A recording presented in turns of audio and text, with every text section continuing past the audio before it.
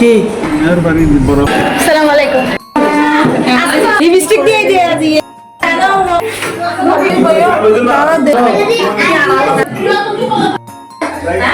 না না না না মামা কানেরে কি এক বিয়ে করাইলাম বাজি দুঃখের হাতা কি আর হইম।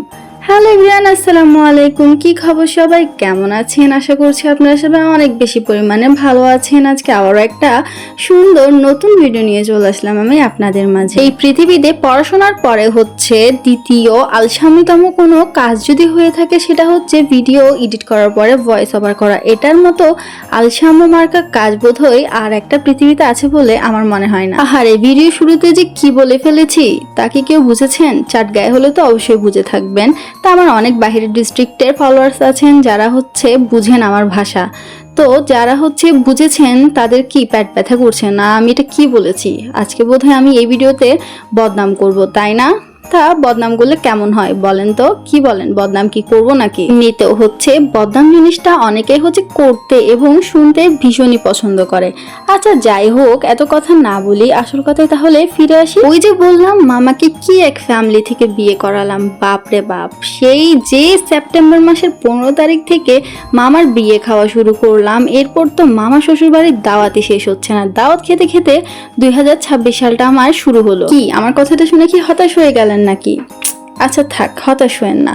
বদনাম তো আর সোশ্যাল মিডিয়াতে এসে করা যায় না। না, আপনারা যেমন হচ্ছে পেছনে পেছনে গসিপ করেন, যদি কখনো সময় সুযোগ হয় আপনাদের সাথে একসঙ্গে বসে না হয় এক কাপ চায়ের সাথে একটু গসিপ করা যাবে। চাটা কিন্তু মাস্ট বি আমার পক্ষ থেকে দিব, ঠিক আছে? সেটা নিয়ে প্যারা নিয়েন না, চায়ের বিলটা না হয় আমিই দিলাম। তা যা হোক, পরে না হয় ব্যাপারটা দেখা যাবে। এখন মূল ভিডিওতে ফিরে আসি। এটা ছিল 2 জানুয়ারি। এটা হচ্ছে আমার ছোট মামির বড় বোনের বাসায় দাওয়াত ছিল। দাওয়াতটা হচ্ছে নভেম্বর বা ডিসেম্বরের দিকেই ছিল, বাট আম্মু যেহেতু সিক ছিল তাই হচ্ছে দাওয়াতটা নেই নাই। আম্মু হচ্ছে হালকা পরিমাণ সুস্থ হওয়ার পরেই হচ্ছে 2 জানুয়ারি হচ্ছে দাওয়াতটা আমরা কনফার্ম করি। অ্যান্ড দাওয়াতে যাব আর একটু সাজুগুজু করবো না তা তো হয় না। আর আমি তো ভীষণই সাজুগুজু প্রিয় একটা মানুষ, সেই সাথে ছবি এবং ভিডিও তো আছেই। যে যাই বলুক, যে যাই করুক, আমি আমার ছবি ভিডিও করতেই থাকি। তো সেদিন হচ্ছে সবাই গিয়েছিল, আমার নানুর বাড়ির সবাইকেই হচ্ছে দাওয়াত দিয়েছিল। মামারা হচ্ছে মামা, খালামণি অ্যান্ড আমার মেজ বোন হচ্ছে আগেই চলে গিয়েছিল সিএনজি করে। দেন আমরা হচ্ছে গাড়িতে করেই গিয়েছিলাম আপুমনির সাথে। আম্মু, আমি, আব্বু সবাই একসাথেই গিয়েছি। আম্মুকে রেডি করানোর দায়িত্ব সবসময় হচ্ছে আমার মেজ বোনেরই থাকে। আমাকেও সবসময় আমার মেজ বোনই রেডি করিয়ে দেয়। বাট সেদিন যেহেতু আমার মেজ বোন মামাদের সাথে আগেই চলে গিয়েছিল, তাই সেদিন আম্মুর দায়িত্ব এসে পড়ে আমার উপরে। যদিও বা আমি নিজে খুব একটা ভালো সাজতে পারি না, সাজাতেও পারি না।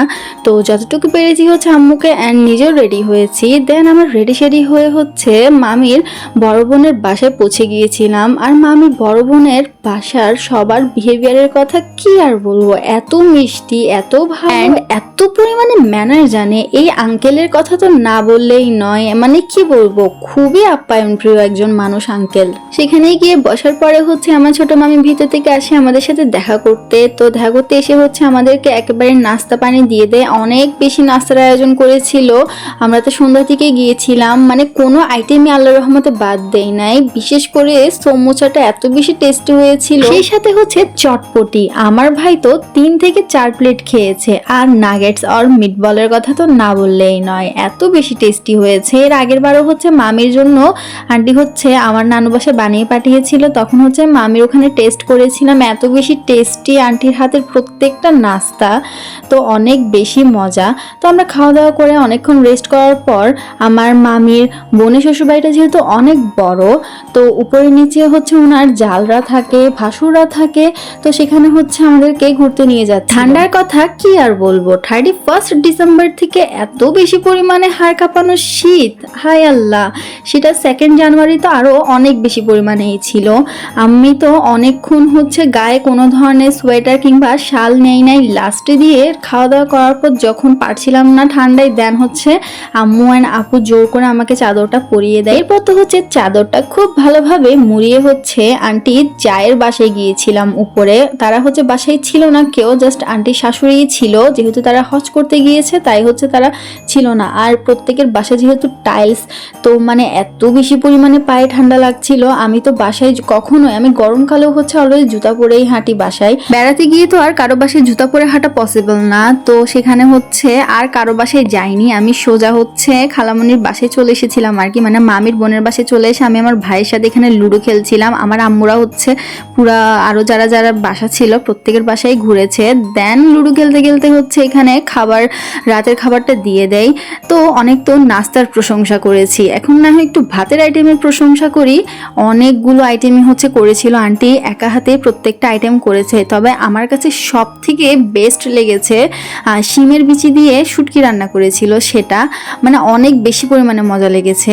আমি হচ্ছে মাংস টাংস এগুলো খুব একটা পছন্দ করি না, কোথাও গেলে হচ্ছে ভর্তা বা যে কোনো টাইপের শুটকি আইটেম দিলে অনেক বেশি পরিমাণে খেতে পছন্দ করি। যদিও প্রত্যেকটা আইটেমই খুবই ভালো হয়েছিল। প্রশংসার দিক দিয়ে শুধু শিমের বিচি দিয়ে শুটকির প্রশংসা করলে শেষ হলো না, সেই সাথে যদি একটু ইলিশ মাছের প্রশংসা না করি তাহলে তো হলোই না। ইলিশ মাছটা ছিল একেবারেই ফ্রেশ। আর আমরা হচ্ছে নাস্তার আইটেমে এত বেশি নাস্তা করে ফেলেছি, ভাতের আইটেমে দেখা গিয়েছে কি কোনো ধরনের আমি মাংসের আইটেম ট্রাই করতে পারিনি। যদি বা আম্মুরা খেয়েছে তারা প্রত্যেকেই হচ্ছে সুনাম করেছে, বলছে অনেক বেশি মজা হয়েছে। অ্যান্ড খাওয়া দাওয়ার পরে হচ্ছে ড্রিঙ্কস দিয়েছিল, কোকাকোলা দিয়েছিল। এত বেশি পরিমাণে মানে লোড ছিলাম, কোকাকোলাটা অনেক কষ্ট করেই খেয়েছি, আর আম্মু তো খাইনি। দেন খাওয়া দাওয়া করে একটু বসলাম, দেন কথাবার্তা বললাম, বলে হচ্ছে আমার খালামণিরা তাড়াতাড়ি করছিল। আমরা তো হচ্ছে গাড়ি নিয়ে গিয়েছি, আমাদের গাড়ি নিয়ে আসার কোনো প্যারা নেই। তো আমার খালামণি আর মামারা যেহেতু সিএনজি করে গিয়েছে, তারা হচ্ছে গাড়ি পাওয়ার একটা প্যারা থেকে যায়। আর তখনও হচ্ছে অনেক দেরি হয়ে গেছিল, বলতে গেলে অলমোস্ট 11:30+ বেজে গিয়েছিল। তো তারা হচ্ছে অনেক বেশি পরিমাণে তাড়া দিচ্ছিল। দেন আমরা হচ্ছে বেরিয়ে গিয়েছিলাম। তো সবাই একসাথে হচ্ছে অনেক বেশি পরিমাণে সেদিন মজা করেছিলাম। আর আসার সময় রাস্তায় সেই কি ঠান্ডা, অনেক বেশি পরিমাণে কুয়াশা ছিল। আর আমার গায়ে তো কিছুই নেই, ওই যে একটা কথা আছে না, মানে শীতে মরবো তবুও হচ্ছে ঢং ছাড়া যাবে না। এই যে ঢং করে হচ্ছে কোনো ধরনের সোয়েটার, জ্যাকেট কিংবা শাল পর্যন্ত আমি একটা গায়ে রাখিনি। এরপর আবার আসার পথে হচ্ছে গাড়ি থামিয়ে হচ্ছে তেল নেই, তেল সম্ভবত শেষ হয়ে গিয়েছিল, আসলে আমি জানি না। আমি সারাক্ষণ হচ্ছে কানের মধ্যে হেডফোন গুঁজে রাখি, যার কারণে কি হচ্ছে কে কি বলছে কিছুই শুনি না। তেল নেওয়ার শেষে হচ্ছে আসার পথে নানাকে হচ্ছে নানুর বাসার সামনেই নামিয়ে দেয়। দেন হচ্ছে আমরা আমাদের বাসার সামনেই নেমে যাই, দেন বাসায় চলে আসি। আর সেই দিনটা ছিল আমাদের জন্য বেস্ট একটা দিন, ভীষণই মজা করেছিলাম আর ভীষণই স্যাটিসফাইড ছিলাম সেদিন। তো আমার আজকের ভিডিওটা হচ্ছে এতটুকুই। আমার আজকের ভিডিওটা কেমন লেগেছে অবশ্যই হচ্ছে কমেন্ট করে জানাবেন, ভালো লাগলে অবশ্যই একটা লাইক করে দিবেন। আবারও দেখা হয়ে যাবে নেক্সট কোনো একটা সুন্দর ভিডিওর সাথে। ততক্ষণ পর্যন্ত আপনারা ভালো থাকবেন, সুস্থ থাকবেন। আল্লাহ হাফেজ।